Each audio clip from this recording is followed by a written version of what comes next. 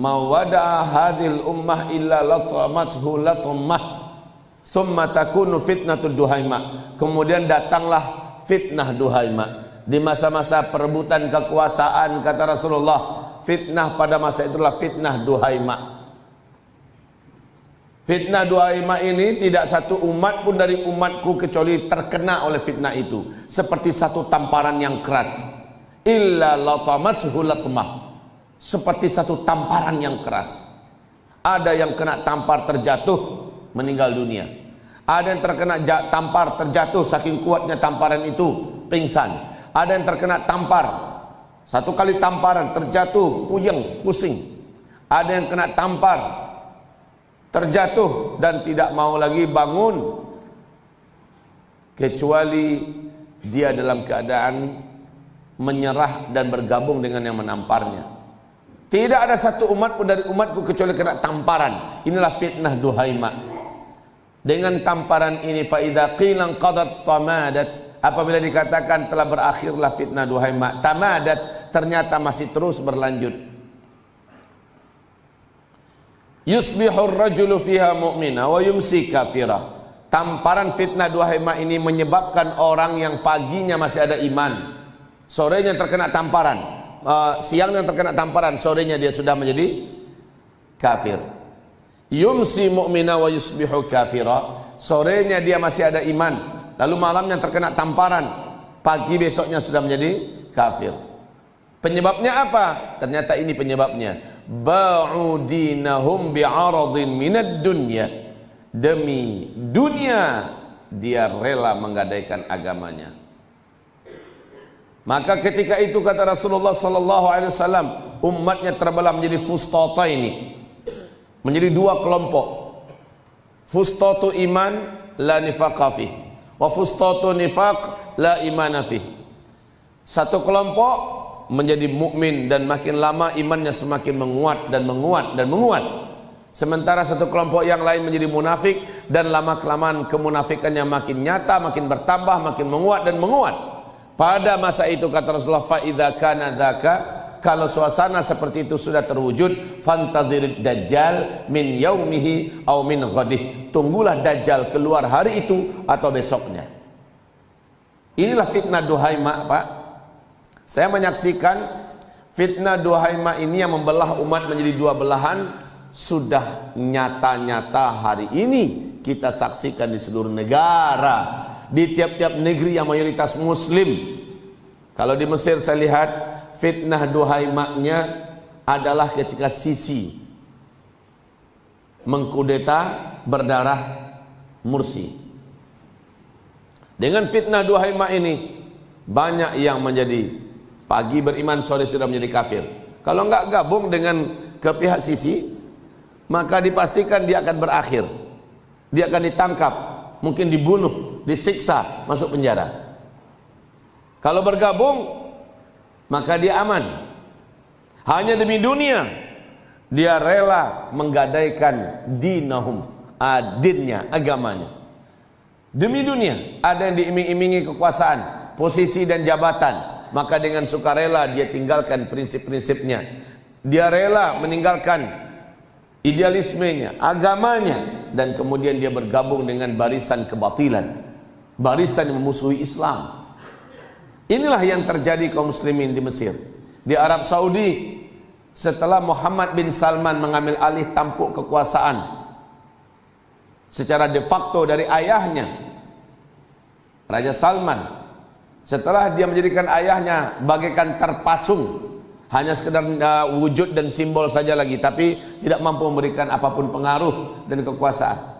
Setelah itu seluruh orang-orang beriman betul-betul mendapatkan ujian, dan orang-orang yang fi qulubihim marad, di dalam hati mereka ada penyakit, menjadi fazadahumullahu marada, makin bertambah penyakitnya, kemudian lama-lama menjadi munafik. Ini ada di Arab Saudi sejak 2016. Di Mesir lebih dulu sedikit daripada itu. Di Indonesia kapan? Juga 2016, setelah penghinaan Al-Quranul Karim. Surat Al-Ma'idah ayat 51. Umat Islam mengalami metamorfosa atau perubahan yang radikal, Yang satu berubah mukmin haqqan, bergabung dalam kelompok komunitas bela Islam. Berawal dari bela Al-Quran, ya, bela ulama, bela Islam, bela negara. Lama kelamaan mereka makin mengkristal keimanannya, makin menguat identitas keislamannya.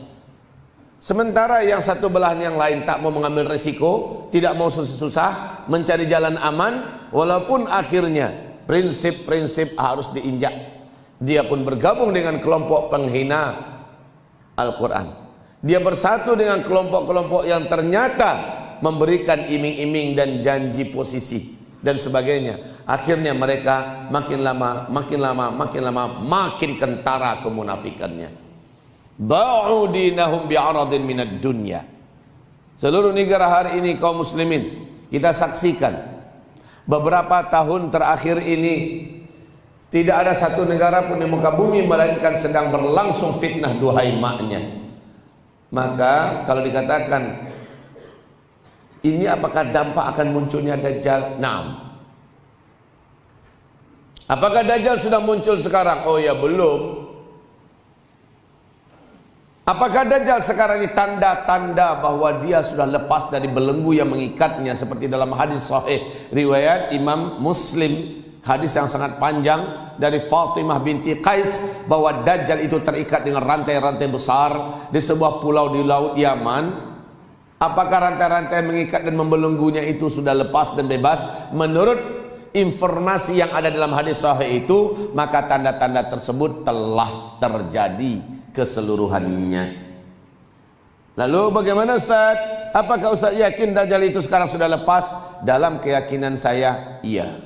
100% saya sudah hakul yakin bahwa Dajjal telah lepas dari ikatan-ikatannya hari ini.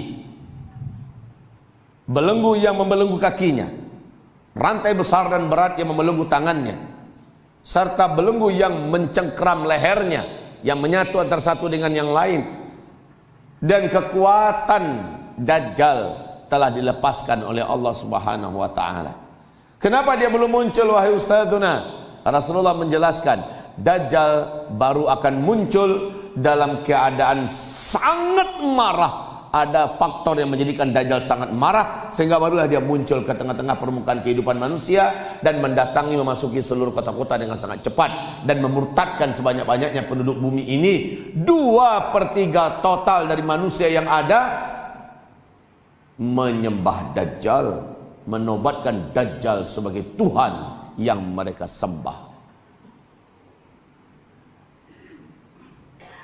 Jarak antara dia lepas ikatan rantai belenggu tangan dan lehernya itu wahai Ustaz, dengan dia muncul ke tengah-tengah kehidupan manusia berapa lama? Rasul tidak memberitahu berapa lama waktunya, tetapi insya Allah tidak lama. Walaupun ada sebuah istilah mengatakan 40, tidak dikasih tahu apakah 40 hari, apakah 40 minggu, apakah 40 bulan atau 40 tahun, tidak dikasih tahu. Ustaz, apa dia tanda-tanda bahwa rantainya itu sudah lepas? Saya kasih tahu. Kalau ini saya bisa kasih tahu karena hadisnya sahih riwayat Imam Muslim. Dan Masya Allah, tanda-tanda lepasnya Dajjal itu di Syam. Seluruh tanda-tanda itu adanya di Syam. Yang pertama yaitu susutnya Danau Tiberias. Hari ini sudah. Saya baru pulang dari sana kemarin Pak, bersama istri saya, dan saya membawa 96 orang jamaah dan sholat Idul Adha di sana. Yang kedua, tidak lagi mengeluarkan air, sumber mata air Zugar yang jaraknya hanya beberapa kilo dari Danau Tiberias, dan itu sudah 2 tahun yang lalu sudah tidak mengeluarkan air satu tetes pun sampai hari ini. Yang ketiga, kebun kurma di Baisan. Kebun kurma di Baisan sudah beberapa masa belakangan ini tidak menimbulkan buah. Nah, kaum muslimin akan memuliakan itu dari segi hadis sahih Imam Muslim, tiga-tiganya sudah wujud. Siapa yang bisa membantah ini? Tidak bisa direkayasa, tidak bisa dikarang-karang. Kemudian yang lain, Rasulullah SAW mengatakan sebelum kedatangan Dajjal, terlebih dahulu bumi ini dilanda oleh kemarau yang berat 3 tahun berturut-turut. Dan tahun ini dibandingkan tahun berikutnya. Menurut hadis Nabi, isbiru fa innahu la yati 'alaikum zaman illa alladhi ba'dahu syarrun minhu hatta talqaw rabbakum. Nanti akan datang waktunya, zamannya kepada kalian, orang yang hidup pada masa itu merasakan beratnya hari-hari yang kalian lalui dibandingkan hari-hari yang telah kalian lewati. Hari ini terasa lebih berat daripada hari sebelumnya. Hari besok terasa lebih berat daripada hari ini. Makin bergerak dan bertambah waktu ke depan, semakin bertambah berat ujian yang harus dihadapi. Maka kaum muslimin yang kami muliakan, kemarau ini tahun dengan kemarau tahun depan akan lebih berat tahun depan. Insya Allah, sama-sama kita lihat saja. Kita tidak menginginkannya, tapi saya berani meyakini dengan tidak ragu 1% pun. Keyakinan ini sudah 100%. Tahun depan kemarau akan lebih berat daripada tahun ini. Tahun esoknya lagi akan tidak ada lagi satupun di muka bumi ini orang-orang yang akan hidup dalam keadaan normal, Pak. Orang akan menjadi brutal. Untuk bisa bertahan hidup, orang akan menjadi brutal. Sehingga hadis sahih Imam Bukhari di kitab Al-Adabul Mufrad akan jadi kenyataan. Demi bertahan hidup, tetangga rela mendatangi tetangganya dan membunuh tetangga hanya demi sepotong roti yang ada di tangan tetangga. Kita akan temukan fakta, Pak, bahwa kalau yang ada di Palu sana 1 tahun yang lalu, setelah atau pasca gempa dan tsunami, baru hari ketiga mereka sudah menjarah ke sana kemari karena lapar, ya kan? Mereka sudah brutal karena lapar. Pada baru 3 hari. Bayangkan ini kejadiannya bukan 3 hari, kejadiannya 3 tahun. Maka ada tetangga yang dibunuh oleh tetangganya hanya karena tetangga yang membunuh menyangka bahwa tetangga ini punya simpanan makanan. Setelah dibunuh satu keluarga, diperiksa dobrak-abrik rumahnya, ternyata tidak ditemukan makanan. Lalu dia pindah ke tetangga yang lain. Orang akan membantai-bantai. Wa kathural haraj, wa kathural haraj, wa kathural haraj. Akan banyak pembantaian, akan banyak pembantaian. Enggak tahu tetangga kenapa dia dibantai. Ibarat Allah, inilah dia fitnah Al-Masih Ad-Dajjal itu sebelum dia datang. Kelaparan di mana-mana. Nah, nanti ketika Dajjalnya datang, dia membawa gunungan makanan. Dia akan suburkan tanah, dia akan alirkan air, dia akan turunkan hujan dan sebagainya. Ini yang menjadikan manusia berlomba-lomba menanti-nanti kedatangannya dan menyambutnya dengan mengeluh-elukannya.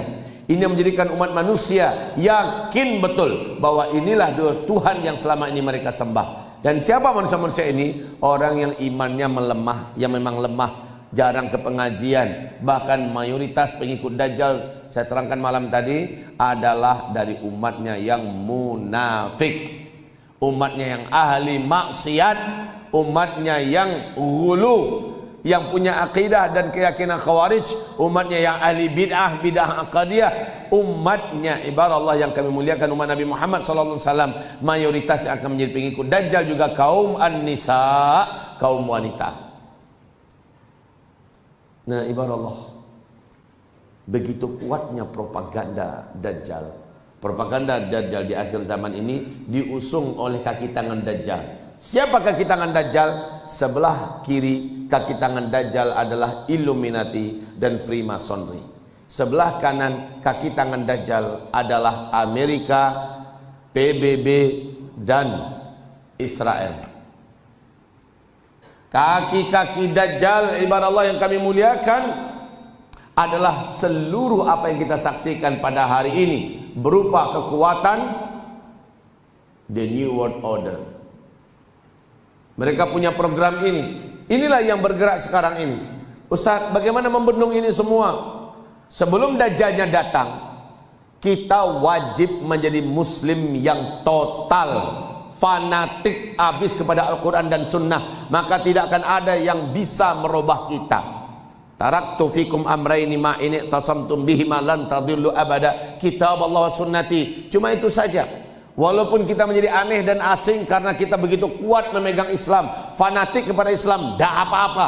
Ghuraba kita di akhir zaman. Memang harus begitu. Yang selamat di akhir zaman adalah ghuraba, orang-orang yang aneh. Begitu kuatnya dia memegang Al-Quran, begitu fanatiknya kepada sunnah, tidak apa-apa.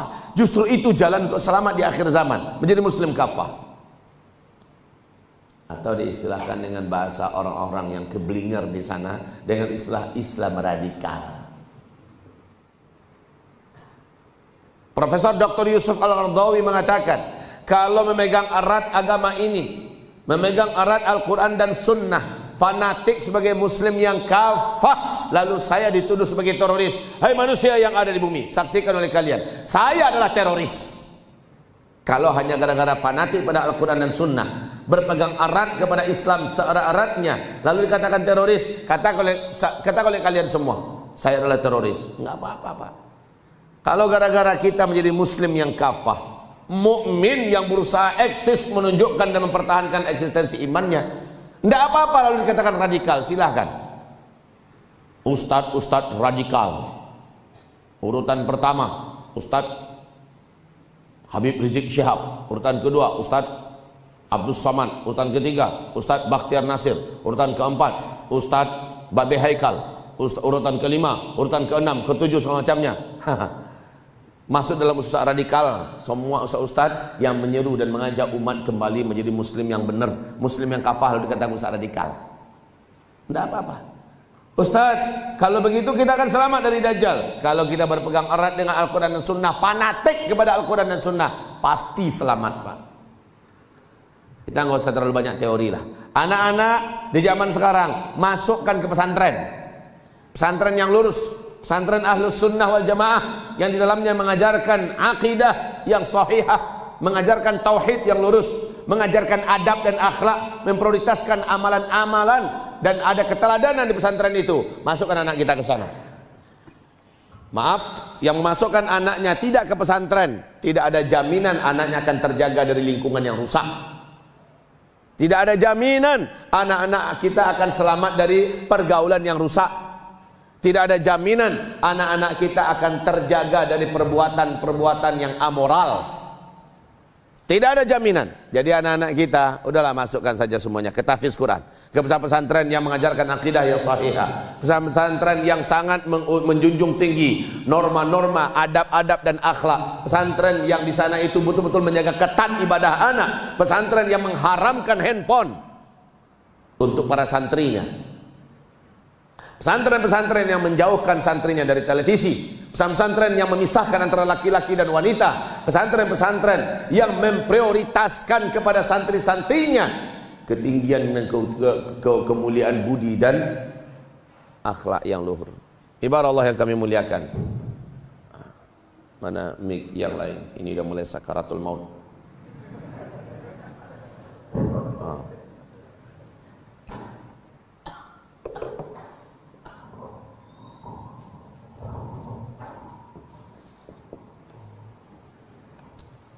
Jadi inilah kondisi sekarang. Makin lama Pak ke depan 2020, segala apa yang Bapak saksikan 2019 ini akan dikalahkan oleh 2020. Dalam hal apa Ustaz? Hal apa saja. Saya berdebar-debar nih jantung saya. Menjelang akhir Desember besok ini entah apa yang akan terjadi ya dengan bumi kita ini, yang saya yakini akan lebih buruk daripada yang sebelumnya, tahun sebelumnya. Entah apa yang terjadi. Kita tidak menginginkan satupun keburukan.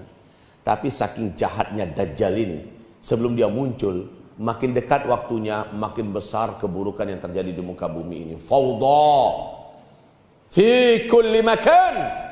Terjadi keributan, kekacauan, chaos di seluruh tempat. Lebih dahsyat dari sebelumnya. Israel merencanakan akhir 2019 atau awal 2020 seluruh Palestina sudah menjadi Israel. Gaza ditarget sudah bisa dilululantakkan. Tapi saya yakin tak akan berhasil. Saya sangat hakul yakin kemenangan orang-orang beriman sudah semakin nyata dan dekat. Semakin mereka jahat, semakin mereka brutal, semakin mereka zalim, semakin mereka biadab, semakin mereka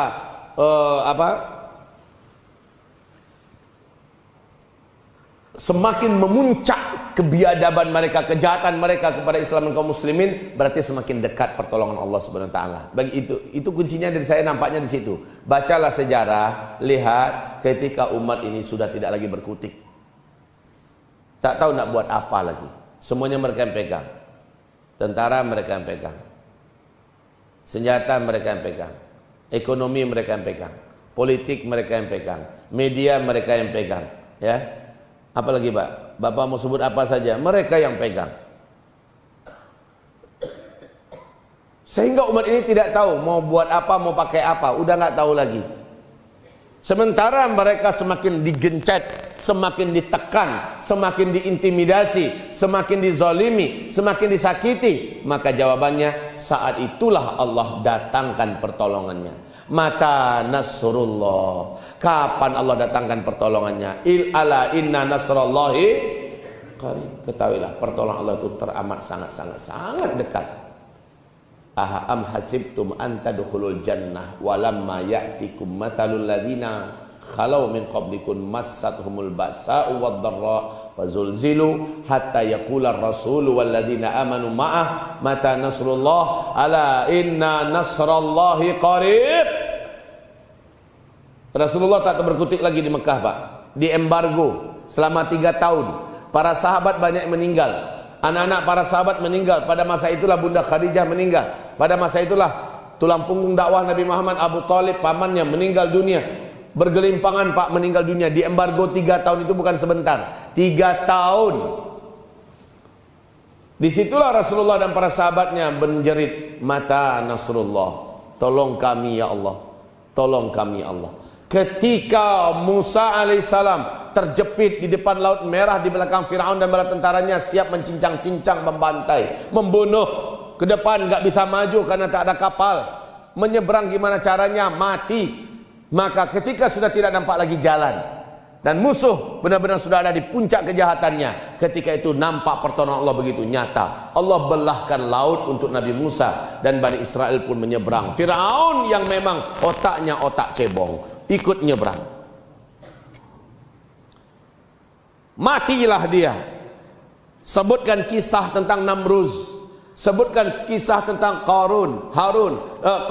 Sebutkan kisah tentang para penjahat-penjahat sebelumnya, di mana para ahli dakwah pembawa kebenaran sudah terjepit dan terdesak. Ketika itu Allah tolong mereka.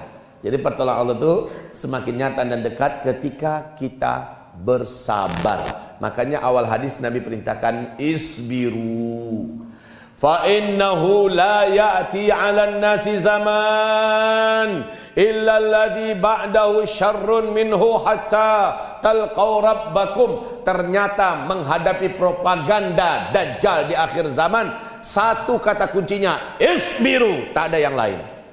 Hadapi dengan militansi yang tinggi. Isbiru itu kan dari fi'il amar, dari sabara, yasbiru atau yasburu. Isbiru, bersabarlah kalian. Apa arti sabar itu, Pak? Apa arti sabar? Arti sabar itu adalah apa? Bertahan. Bertahanlah kamu. Jangan lepaskan, jangan kendurkan pegangannya. Kalau perlu makin kuat, ibarat kita megang pohon ini Pak, makin kuat badainya datang, makin kenceng, ya, makin kenceng. Nggak cukup hanya sambil satu tangan, 2 tangan, nggak cukup hanya nyambil. Kalau perlu dengan kaki juga, gelangkan kaki itu kepada pohon yang kita pegang. Makin kuat gangguannya, dari bawah hantaman-hantaman binatang, ya, jelur, dari atas angin dan puting beliung. Kuatkan, makin kencangkan, isbiru, bertahanlah kamu, bertahanlah. Karena tak selamanya badai, ya. Badai itu tak akan selamanya datang. Goncangan ini tak akan selamanya, pasti akan berlalu. Fa inna ma'al usri, gitu. Pasti akan datang tenang. Nah, di masa ini yang pegangannya lemah-lemah, pegangannya nggak kuat, ya, goyang sedikit aja jatuh dia.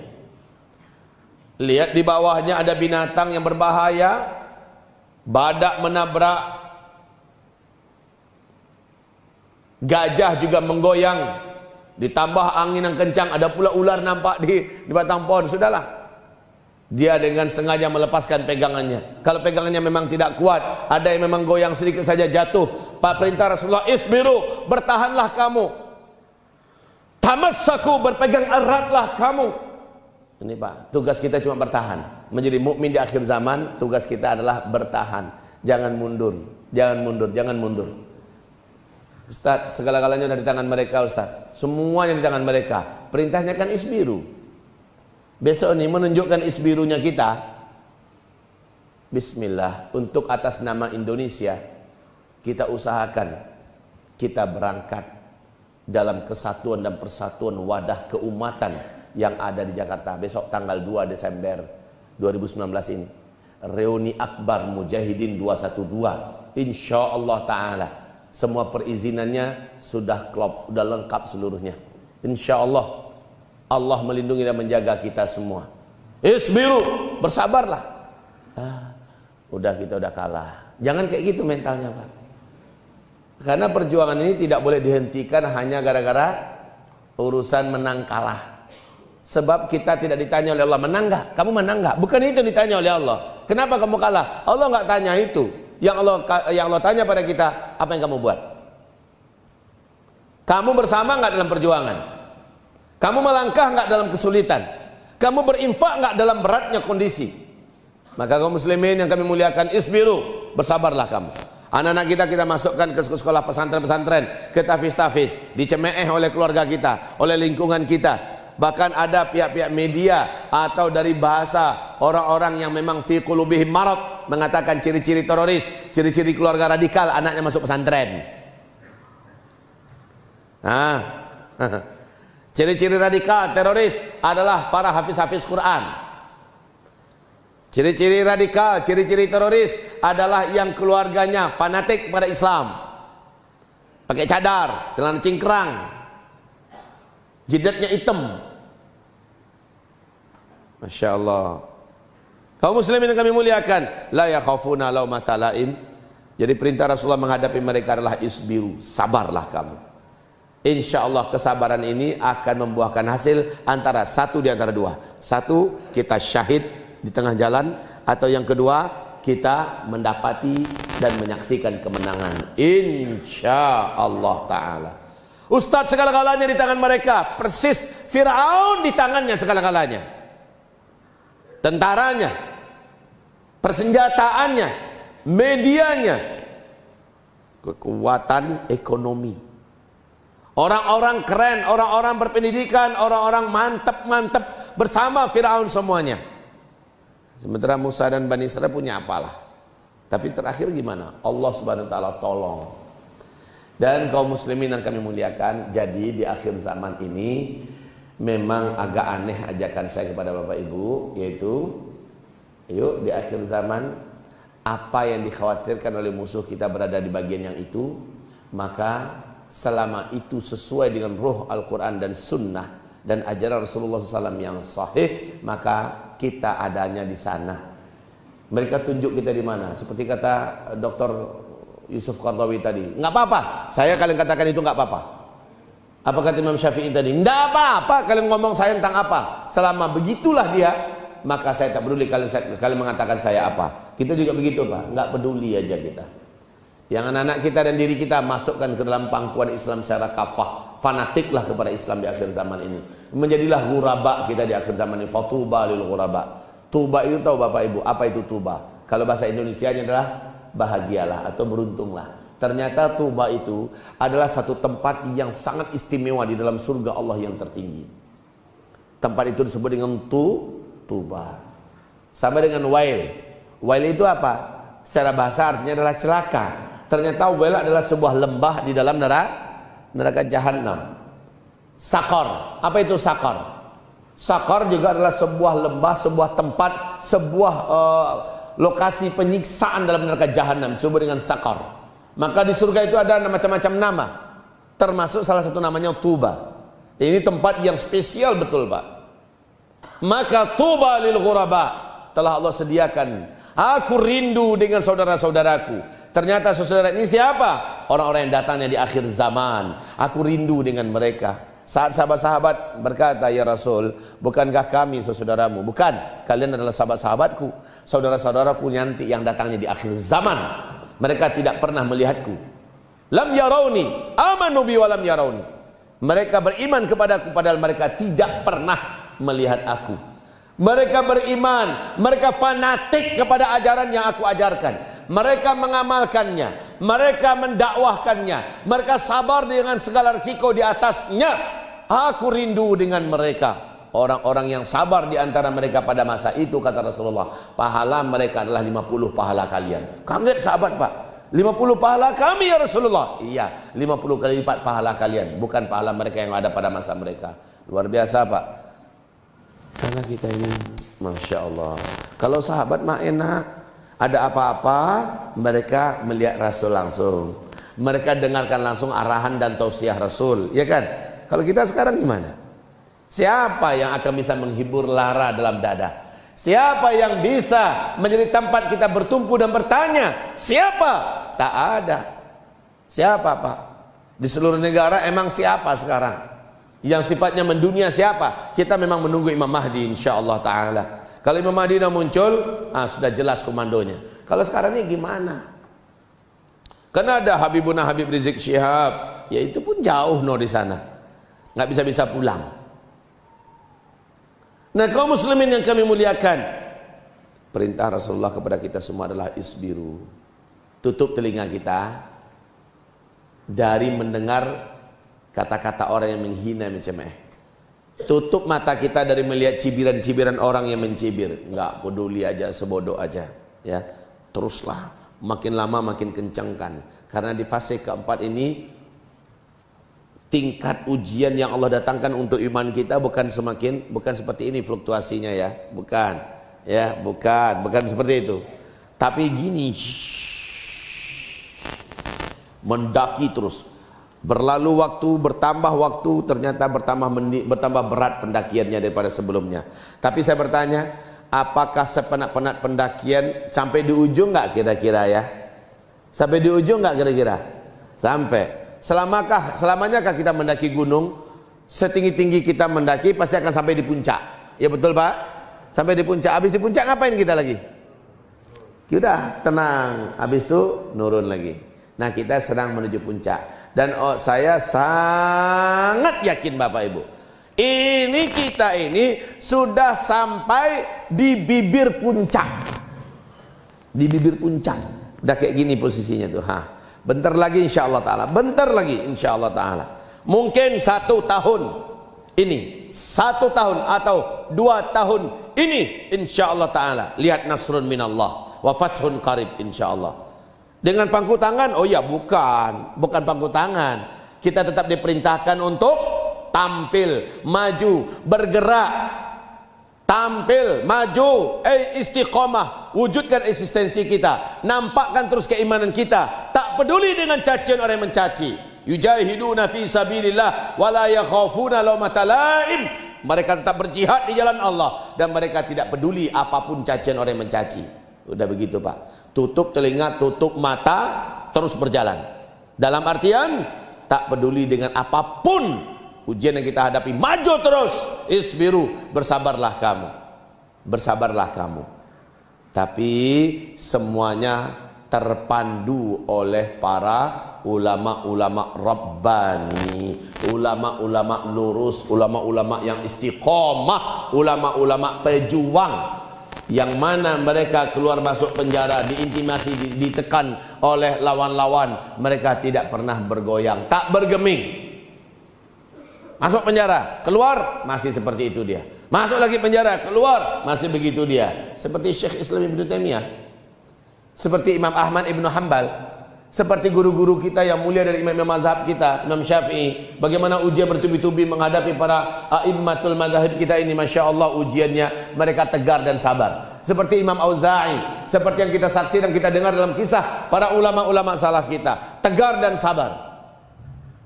Subhanallah yang kami muliakan, memang benar kata Rasulullah, al-qabidu yawma idzin kal qabidu 'alal jamrah. Orang yang berpegang erat-erat dengan Islam pada masa itu seperti orang yang menggenggam batu bara yang menyala. Saya bertanya, percontohan Rasulullah sangat bagus sekali. Maaf ya Pak ya, batu bara itu digenggam, berarti batu baranya besar apa kecil?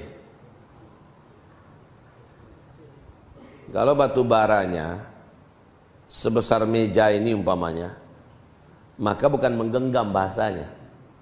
tapi menyentuh. Yang menggenggam itu berarti batu baranya kira-kira sebesar bola pingpong, ya kan? Nah, baru digenggam namanya itu. Lah kalau begitu, seandainya ada yang angus badan kita keseluruhan atau tangan aja yang menggenggam, tangan saja kan, berarti itu adalah syai'. Wala nabluwannakum bisyai', syai', sesuatu yang kecil, minal khauf wal ju' dan seterusnya. Syai' kecil. Ujian apapun yang kita rasakan hari ini adalah syai'. Menggenggam batu bara, tetap dipegang, tangan terasa hangus terbakar. Yang batu bara ini adalah Islam yang kafah di akhir zaman, menjadi mukmin yang haqqan di akhir zaman bagi menggenggam batu bara.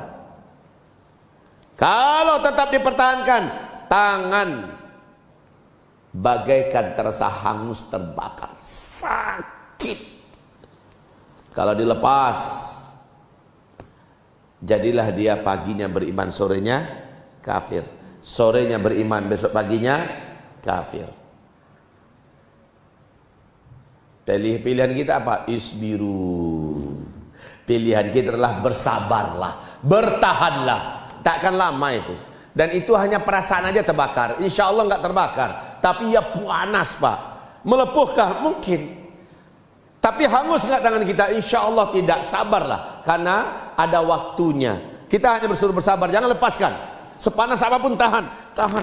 Itu disebut dengan sabar. Biar anak saya pinter, anak saya cerdas, saya masukkan ke pesantren. Biar kelak menjadi mukmin haqqan, biar kelak menjadi mujahid haqqan, biar kelak menjadi ulama haqqan. Orang bilang bodoh kamu, anak pinter, otak cemerlang, kenapa nggak sekolahkan jauh-jauh ke Amerika sana, ke Kanada, ke Oxford, ke semacamnya? Enggak. Saya anak yang pintar kayak gini yang harus jadikan menjadi ulama. Anak yang hebat macam ini yang harus jadikan sebagai mukmin haqqan di akhir zaman.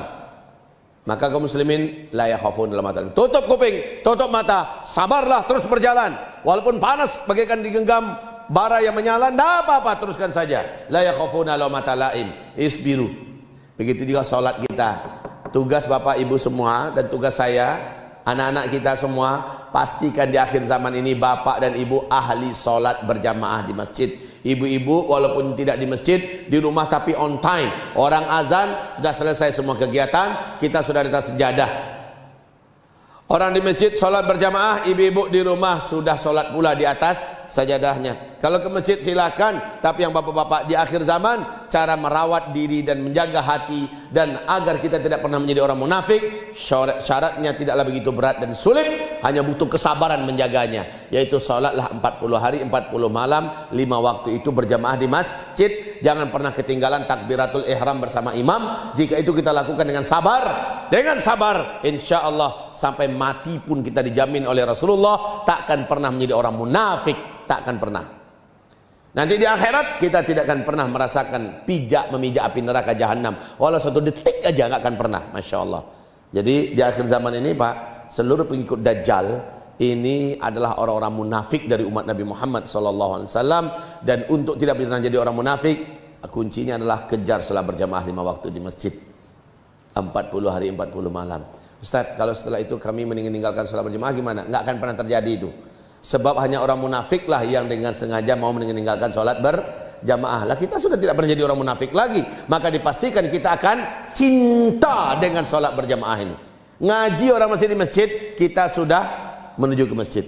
Lagi bawa motor, terdengar orang ngaji, ke masjid dulu biar bisa wudhu, bisa tahiyatul masjid, bisa sholat sunat, qabliyah. Lagi meeting, dengar orang ngaji di masjid, dilihat 10 menit lagi mau azan, meeting kita tutup dulu, ya. Atau dia minta izin dulu, Pak, kamu kemana? Keluar. Mau ngapain?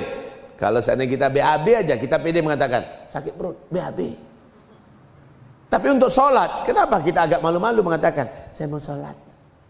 Gak usah malu-malu lah. Mau kemana? Mau sholat. Ayo, orang lagi meeting, penting lagi sholat daripada meeting. Ini peraturan. Allah punya peraturan lebih tinggi daripada ini. Kamu saya pecat, nggak apa-apa. Gitu Pak. Isbiru. Isbiru. Berani Pak? Berani nggak? Harus berani. Isbiru. Isbiru. Bertahanlah. Pak, saya kerja profesional Pak. Saya sudah tunjukkan pada Bapak saya amanah, saya jujur, dan pekerjaan saya tidak pernah ada korupsi waktu, dan saya menyelesaikan semua dengan tuntas, dengan baik. Bapak lihat prestasi saya kan. Nah, jadi untuk masalah itu tidak akan pernah mengganggu amal ibadah saya ini, ya, tidak akan pernah mengganggu. Kalau saya katakan saya bohong pada Bapak, saya BAB, saya mencret, mungkin Bapak percaya dan Bapak lepaskan saya, dan saya tidak akan disoalkan. Tapi kalau saya sholat, Bapak permasalahkan. Kalau agama saya akan diganggu dalam sholat ini, Bapak pilih Pak. Bapak pertahankan saya, dan perusahaan Bapak akan dapat kebaikan yang banyak dengan punya orang-orang macam saya, atau saya lepaskan ini, akan banyak tempat kerja yang lain Pak. Harusnya gitu Pak, ya, harusnya gitu ya. Bapak pilih. Kita yang ngomong gitu pada atasan malah Bapak pilih. Bukan dia yang ngomong itu ke kita, kamu pilih ya. Gitu. Harusnya kita yang ngomong dengan pede. Bapak pilih. Berani Pak? Ya harusnya kayak gitu. Kita ini harus menjadi orang yang high quality, sehingga orang takut melepas kita. Orang merasa rugi, udah nggak apa-apa, nggak apa-apa. Kamu silahkan lakukan apa-apa, tapi jangan keluar dari perusahaan ini ya. Nah gitu dong. Gitu Pak. Menjadi muslim, menjadi mukmin di akhir zaman ini memang jangan tanggung-tanggung. Ya, menjadi muslim yang sabar. Ini enggak, sedikit dia kena ancam, langsung kencing dalam celana. Jangan.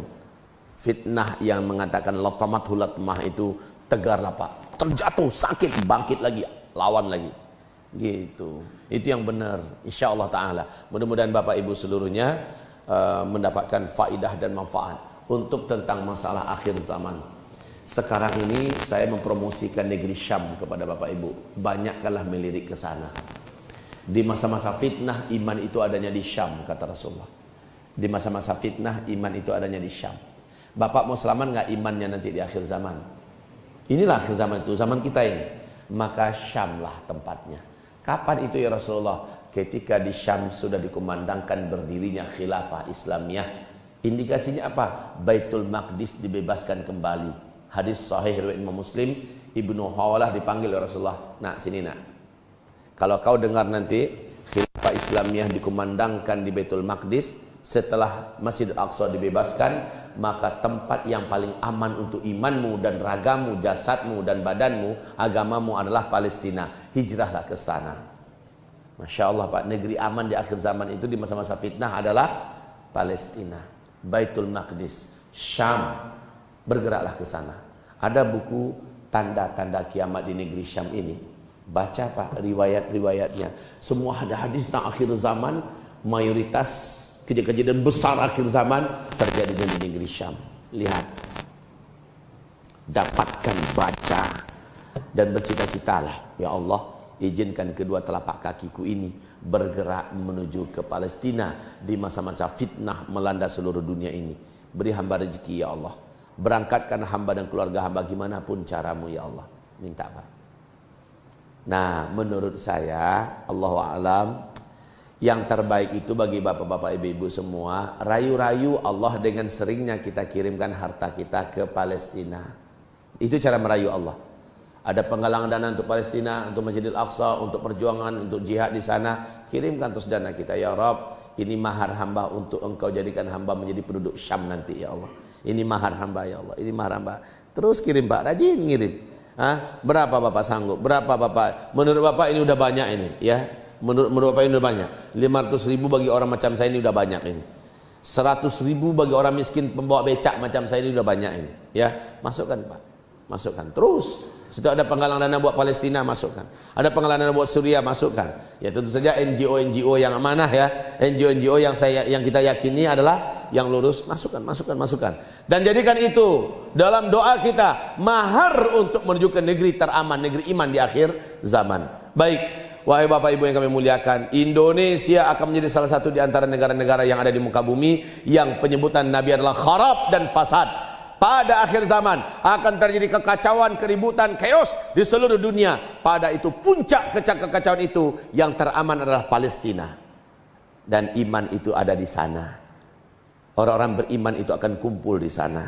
Ardul mahsyari wal mansyar. Ardul mahsyari wal mansyar. Baik kaum muslimin yang kami muliakan, demikian imbauan dari kita semua kepada Bapak Ibu. Semoga barokah apa yang kita lakukan. Wahai Bapak Ibu, ada seruan yang mau saya seru pagi hari ini sebelum kita bubar.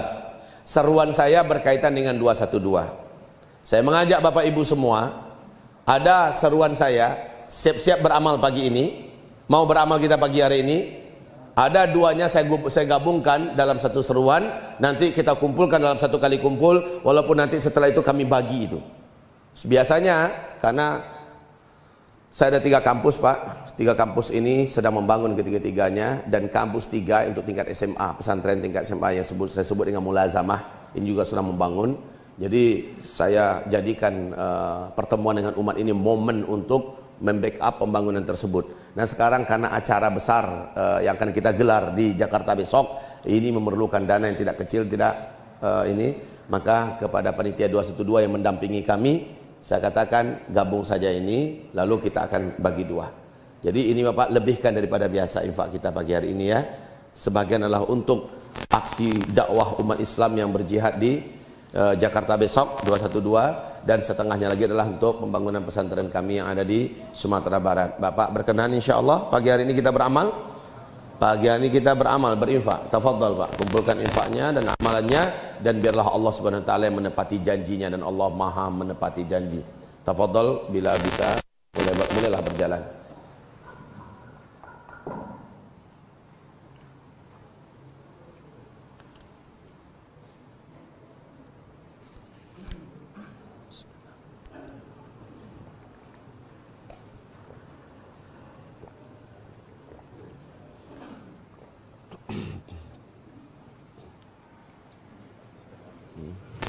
Ustaz Agus, paling dia dari bulan nama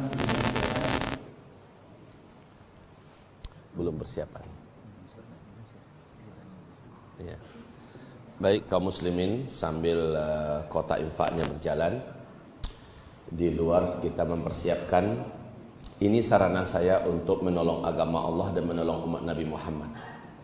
Alhamdulillah, seperti halnya Ad-Dzikra, seperti halnya beberapa pesantren yang lain, mereka punya produk Pak dalam rangka menolong umat Islam. Produk ini juga kami kelola, yaitu mengelola madu murni yang saya ruqyah. Insya Allah testimoni orang-orang yang memanfaatkannya untuk kesehatan sudah banyak yang menyampaikan. Madu ini ada di luar, dan begitu juga kesturi. Juga ada di luar ini kesturi biang atau bibit asli yang juga sudah kita ruqyah. Insya Allah Bapak Ibu tahu manfaatnya, dan sudah dicek di labor. Ini adalah madu yang murni, dan untuk kesehatannya Allah yang menjamin. Apalagi sudah kita ruqyah dengan ayat-ayat syifa dan doa-doa pilihan. Semoga bermanfaat apa yang kami sampaikan kepada Bapak Ibu semua. Dan di luar ada brosur juga. Tafadhol dapatkan brosur tersebut, dan ada kitab tentang masalah Syam. Baik, sambil ini berjalan, ada pertanyaan Pak? Nanti kita akan tutup dengan diaminkan doanya kita bersama ya. Ada pertanyaan tentang masalah apa yang kita kaji tadi?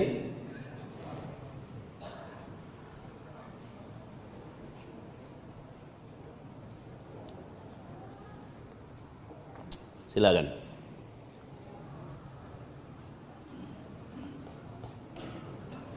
Assalamualaikum warahmatullahi wabarakatuh. Waalaikumsalam warahmatullahi wabarakatuh. Pertanyaan saya, di awal atau tempat iman yang paling aman di akhir adalah di Syam. Kalau seandainya kita pergi ke sana kan untuk bagaimana caranya supaya kita yang tidak berangkat ke sana, berangkat di Indonesia yang sebagai tempat penyelamat iman.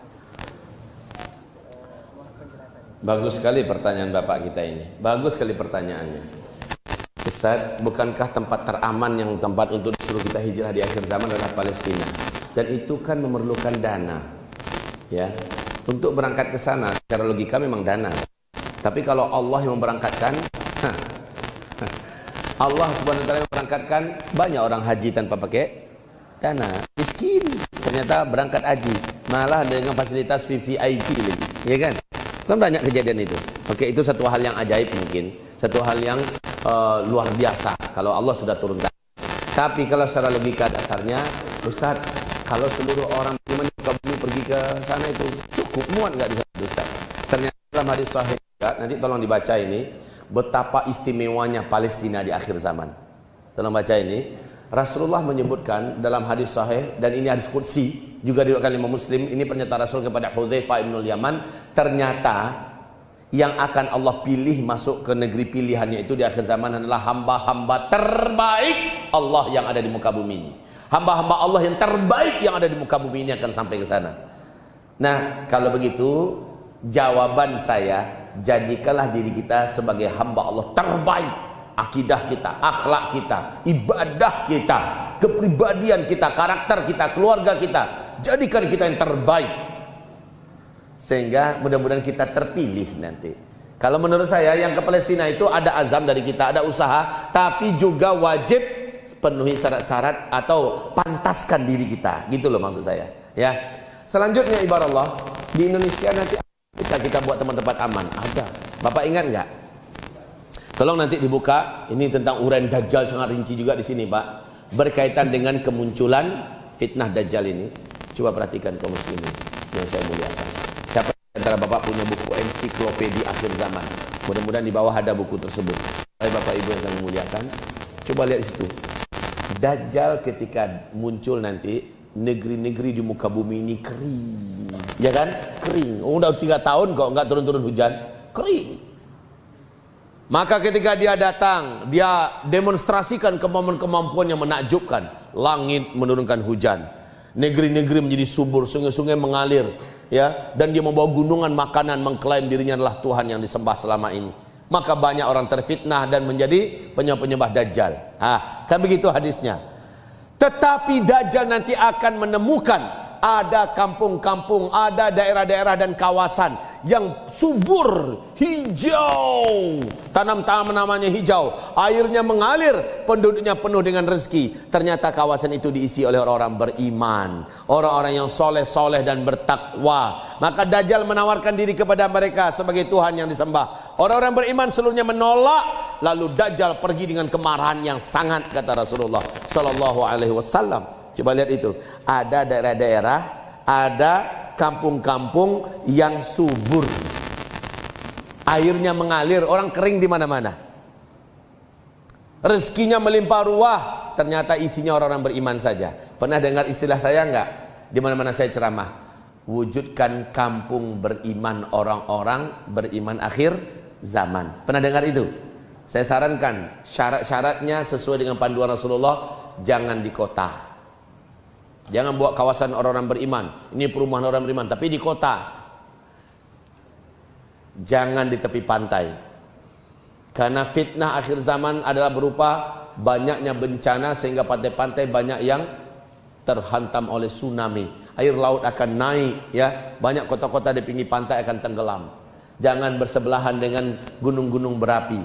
Karena di akhir zaman saking beratnya maksiat dan dosa, gunung-gunung berapi pun akan Allah aktifkan. Dan ini berbahaya untuk tinggal di dekat sekitar gunung berapi. Rasul mengatakan sebagai iman orang beriman di akhir zaman adalah yang lari ke bukit-bukit, membawa iman mereka, keluarga mereka dan harta mereka, ternak mereka, berarti bukit. Daerah perbukitan yang punya sumber mata air, ya. Daerah itu subur, bawalah keluarga kita, buat perkampungan orang-orang beriman di sana, kapling-kapling lah, itu dia. Saya sarankan kalau ada orang-orang kaya yang beriman, yang punya duit sekian M, cari kawasan itu. Di mana Jawa Tengah ini? Saya di Jawa Tengah sampai hari ini belum mendengar adanya kawasan yang dipersiapkan dan dikapling-kapling khusus untuk orang-orang mukmin yang soleh dan bertakwa, yang berhak membeli kaplingan itu dan membuat rumah-rumahan mereka di sana. Saran saya dibuat, Pak, dari sekarang.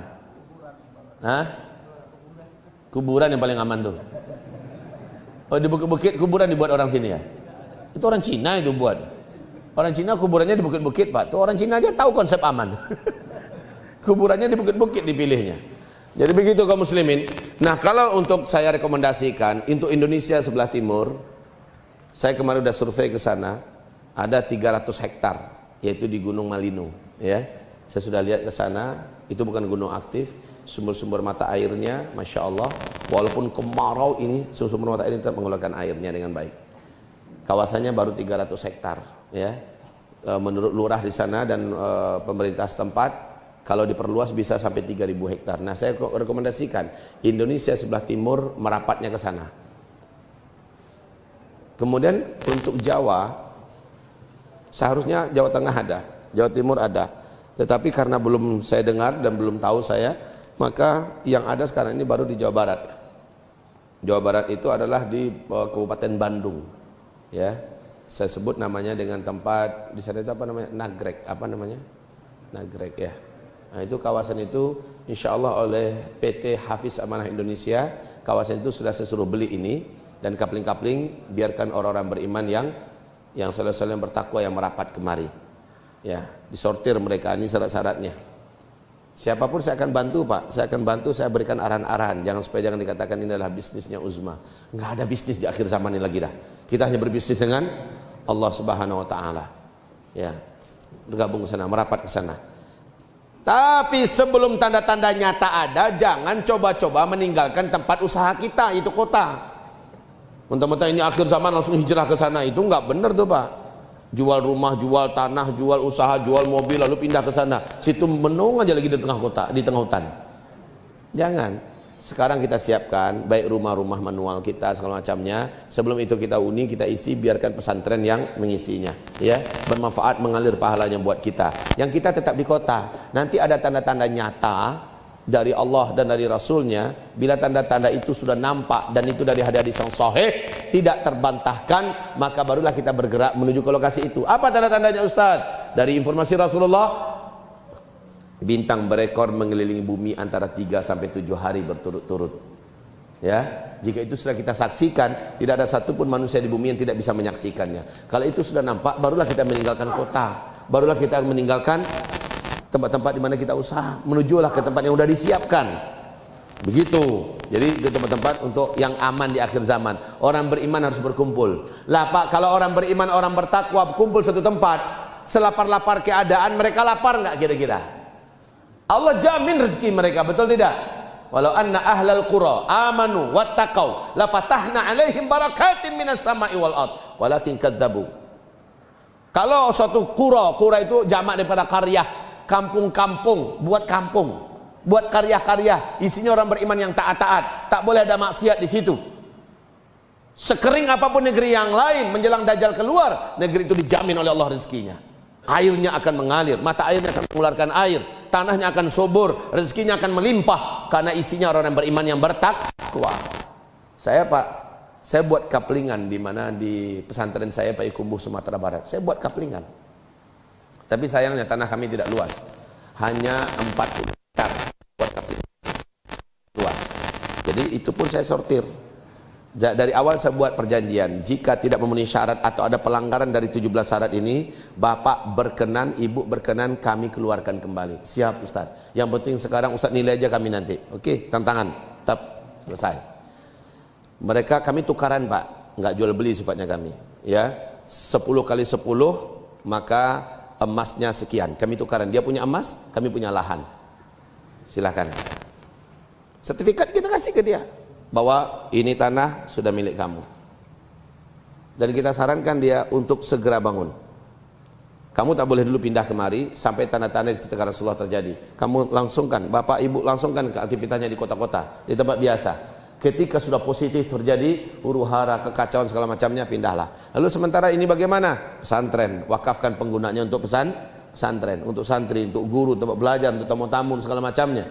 Oh baik Ustaz, baik Ustaz. Nah begitu. Nanti kalau ketahuan mereka ternyata melanggar salah satu di antara nota kesepakatan yang ada, memang kita kembalikan lagi. Ya, kamu tak layak bergabung dengan kita. Ya, karena kita tidak ingin ada ahli maksiat di tengah-tengah kita. Kita tidak izinkan ada ahli maksiat di tengah komunitas itu, Pak. Ya, nah inilah nanti yang ditemui oleh Dajjal dalam keadaan masih subur, tanahnya gembur, rumput-rumputnya hijau, airnya banyak mengalir dan rezekinya melimpah. Karena Allah yang menjamin, begitu ya. Jadi di akhir zaman solusinya itu, ya. Jadi kalau untuk sekarang ini memang yang baru ada itu, yang baru saya rekomendasikan. Tapi saya berharap setiap provinsi ada hendaknya tempat-tempat itu, ada. Nah di Solo ini kan banyak orang beriman yang soleh-soleh dan bertakwa. Tinggal tawarkan pada mereka. Tapi jangan jadikan ini bisnis kayak kampung kurma yang kita dengar itu. Ini jadikan sebagai bisnis, nipu orang, bodong. Jadi saya sarankan Bapak Ibu, lihat lokasinya, lihat surat-suratnya, benar ada lokasi ini memenuhi syarat-syarat dan ada ulama yang memang dipersiapkan untuk tinggal di tengah-tengah kita. Itu kalau sudah nampak syarat-syaratnya itu tadi baru Pak transaksi terjadi. Jangan sampai hanya lihat di YouTube, baca di media, dengar ikuti beritanya di media sosial, kemudian langsung saja transfer dana. Bapak sudah melakukan pelanggaran dalam akad jual beli, ya dalam muamalah. Maka jangan salah kalau Bapak ditipu orang. Ya. Kalau bagi saya ini masalah iman, masalah penyelamatan agama, penyelamatan iman, nyawa, harta, kehormatan di akhir zaman, jangan kita tanggung-tanggung, jangan main-main. Kalau memang ada dana, persiapkan betul ke Palestina. Kalau tak ada ya di Indonesia dengan cara seperti itu. Begitu. Oke?